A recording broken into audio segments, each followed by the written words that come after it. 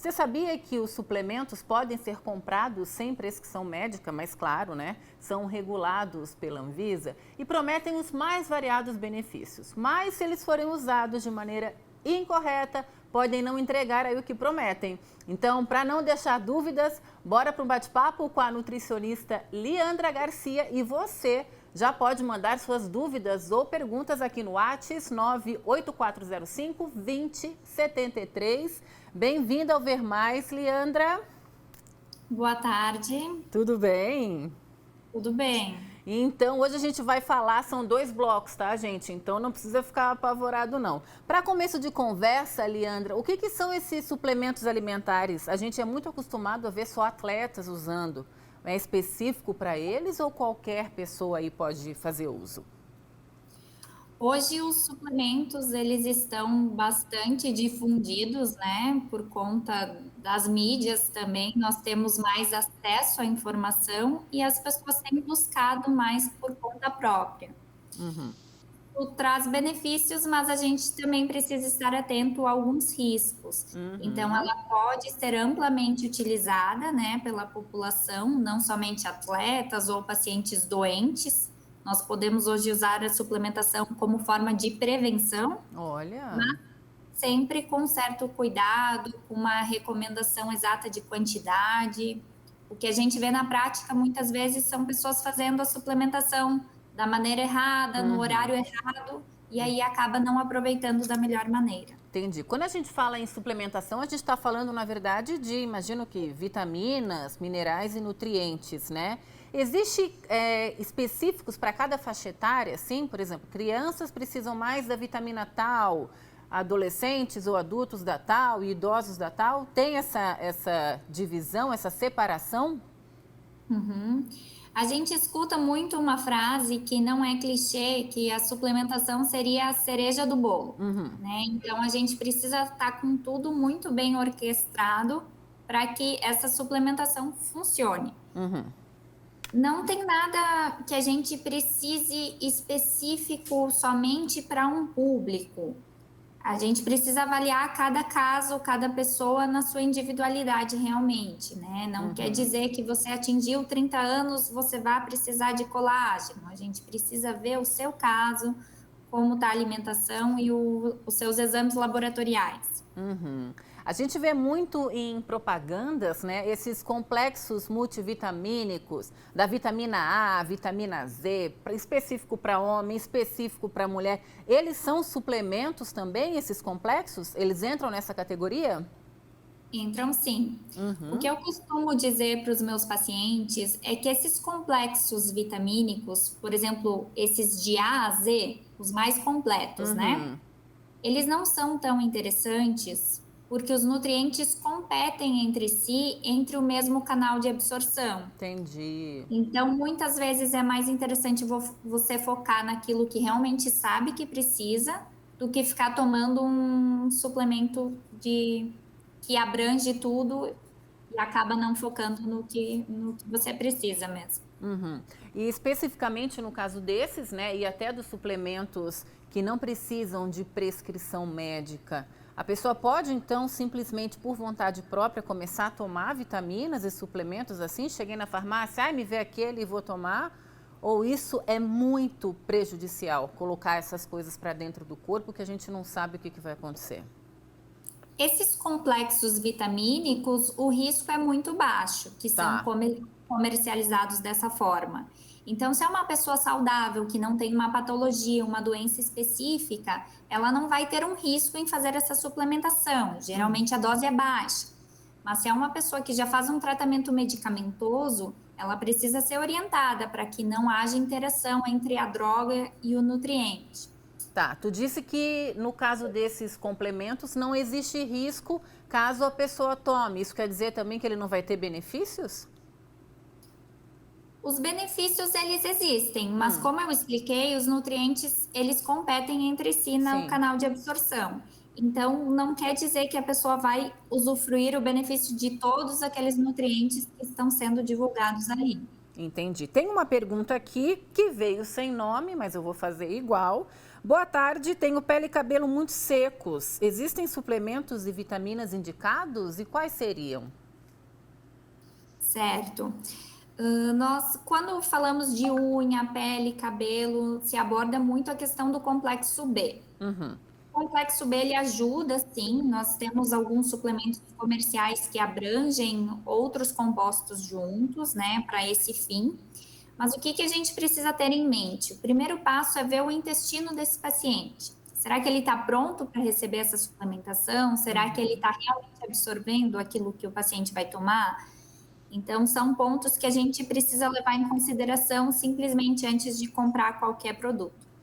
Boa tarde, me chamo Raquel e gostaria de saber se quem faz tratamento para tireoide precisa tomar alguma vitamina e se tem alguma específica.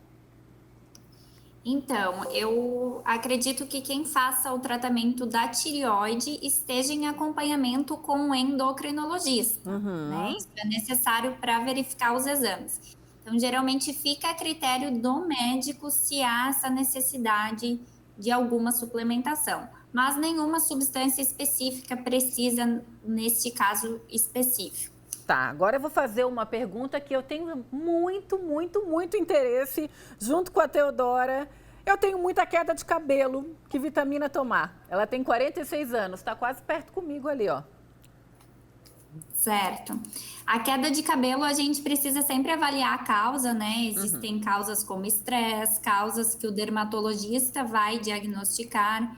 Mas aí, como eu abordei um pouquinho antes, é mais questão do complexo de vitaminas do complexo B. Complexo tá? B. Isso. Então, tem tá. que avaliar se essa digestão e absorção de nutrientes está legal para estar chegando nos cabelos. Então tá, fica a dica aí, Teodora. Vamos atrás do dermato, né? Vamos atrás do dermatologista para ver o que é. Ó, minha pergunta à nutricionista é seguro utilizar ômega 3 sem indicação médica? E isso pode causar ganho de peso? O ômega 3 é um suplemento que eu gosto muito e costumo recomendar amplamente. Mas a gente precisa ter alguns cuidados. Ele não resulta em ganho de peso, tá? Isso não é um efeito colateral da suplementação. Mas um cuidado importante é na qualidade desse ômega. A gente vê diferenças de preço aí que se justificam muitas vezes. Hoje, um certificado que a gente teria de qualidade a mais seria o selo IFOS. É uma sigla, né? Que é um certificado internacional que garante que esse suplemento ele está livre da contaminação de metais pesados, que não sofreu oxidação e a pureza desse suplemento, tá? Então é importante estar cuidando isso, senão pode ter um malefício junto, sim. Duas vitaminas, Leandra, que a gente está ouvindo falar muito nos últimos tempos, é a vitamina C e a vitamina D, né? Justamente por causa da imunidade, quem não está conseguindo tomar sol, estão falando da vitamina D. Essas vitaminas tomadas em excesso podem fazer mal? Então, a vitamina C, ela sempre foi, acho que talvez uma das mais difundidas, talvez porque era mais conhecida e facilmente comercializada. Então, a gente encontrava muitos anos atrás já de fácil acesso em farmácias. Qual que é o problema da vitamina C? A nossa necessidade diária gira em torno de 90 miligramas. Aqueles comprimidos efervescentes tradicionais, eles contêm 1000 miligramas. Nossa! É muito a mais do que nós precisaríamos. O ponto aqui é que ela é uma vitamina hidrossolúvel, então não teria um grande risco nessa suplementação, porque o seu excesso seria eliminado na urina. Mas a gente sabe que quem está buscando a suplementação não pretende que metade ou boa parte vá embora no xixi, né? Exato. A vitamina C também a gente atinge muito facilmente pela alimentação, então não se justifica muito essa suplementação. Por quê? Aí uma laranja que você consome no dia contém praticamente 85% da recomendação já. Se você unir folhas verdes em algum outro horário, provavelmente já estará atingindo. Entendi. Diferentemente da vitamina D, que é uma vitamina que é muito mais difícil nós atingirmos via alimentação, ainda mais aqui na região, né? Nós precisamos ter uma alimentação muito mais voltada a peixes. Então, A vitamina D é interessante estar dosando pelo menos uma vez por ano para ver se está dentro da recomendação e se não, sendo o caso da suplementação, sim. Então, e aproveitando que está falando da vitamina D, já tem uma pergunta aqui querendo saber se existe um melhor horário para suplementar essa vitamina D.